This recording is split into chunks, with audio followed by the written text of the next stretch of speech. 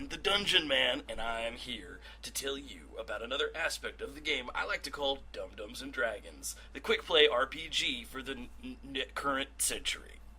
Now I'm going to show you how to create another character, and this time we're going to be making a mage. Now the Dungeon Man will admit, making the warrior video was a lot easier because the Dungeon Man happens to be a warrior, and he doesn't like to speak too much on the topics that he doesn't know firsthand. And so I thought that I would get one of my good friends, one Dulcilax the Wizard, to come and show you how to make a mage. Unfortunately, Dulcilax is a little indisposed at the moment. There was a bit of an accident that Dulcilax had, and so he is currently in the form you see him in now. The good news is, Dulcilax and I both are members of the same guild, and as a result, we are mind-linked. So he could still hear me, and I could still hear him, and we are going to, together, with the power of teamwork and friendship, show you how to make a mage. So let's get started. Dulcilax, will you just sit here? Is this a good spot? Dulcilax, you just hang out right there. First, we got a little bit of a correction to make. On the first page of our mage booklet, we have a bit of a typo. It says you start with 5 hit points. That is not true. Mages, like Dulcilax, only have 4 hit points. So go ahead and keep that in mind when you decide to start your life as a mage. You get a +1 bonus to wits, and you get a spell book. Now, here's where it gets a little special, a little complicated. And this is where I'm going to rely on Dulcilax a lot to help me through this.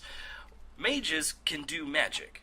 Sorry if I just blew your mind. Now, Dulcilax tells me that there are 2 main styles of magic, that being hedge magic, which is very simple, and book magic, which is a lot more complicated. Now, for hedge magic, alright, that's an easy way to explain it. Thank you, Dulcilax. It's affecting one target in one magical way. So, for instance, Dulcilax, I've seen many times throw a firebolt at, like a sewer bear.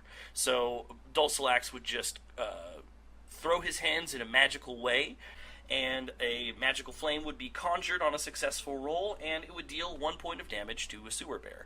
That's an example of hedge magic. Another example is watching Dulcilax move a small object into his hand, or changing the color of his garment. Dulcilax likes to change the color of his garment daily. The Dungeon Man prefers the classic black and gray look. So to reiterate, hedge magic is very simple. Basic magic. Now, book magic is where things get a bit more complicated, and this is where you have to start spending a resource called mana.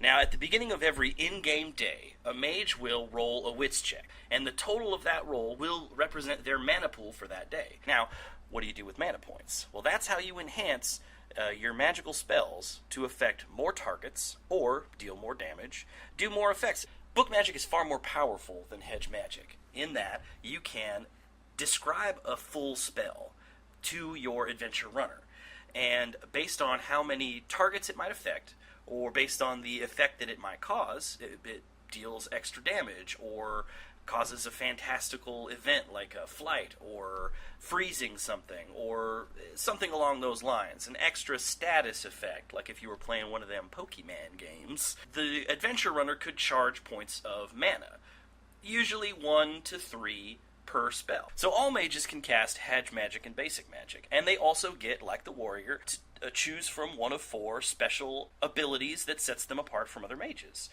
There's the magic bag, the familiar, the crystal ball, or if you're like the Dungeon Man and you want to stay in the fight a little longer, you can choose the battle mage and get an extra hit point, bringing you up to the 5 that it says you have in the book, but you don't. You actually start with 4. And once you have all that, you go to your blind spot. Now, currently, Dulcilax is lacking in, we would say, brawn. His blind spot would probably be skull. Next, you move on to the background. Now, I happen to know that Dulcilax was raised in a small island community where he learned to sing beautifully. Much like the Dungeon Man, Dulcilax is charming. Next, we move on to the special abilities and heroic flaws.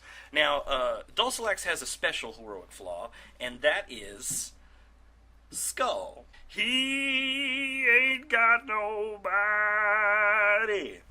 I promise I won't do that again. Now, as for special abilities, Dulcilax, being undead, can speak with ghosts. He could do that back when he was alive still. Dulcilax used to speak with ghosts a lot. At least that's what he was telling us he was doing. Now, as for relationships, that one is easy. Dulcilax used to be one of my fiercest rivals. We did not always get along. It took us many years of friendship and travel to finally reach an understanding, and now we're practically inseparable. And lastly, for most prized possession, I never see Dulcilax without his own personal pepper grinder. This man cannot get enough pepper in his stepper. I promise I won't do that again. Alright, now, just like the last time, you just add in all your statistics on this back page, the character sheet, get ready to go, and, brother, you got yourself a mage ready to rock and fight or love in your own personal quests for fight or love. So go out there and experience the magic for yourself. I have been the Dungeon Man, and the real dungeon was the friends we made along the way. Say goodnight, Dulcilax. Good night, Dulcilax. I promise I'll stop. I promise.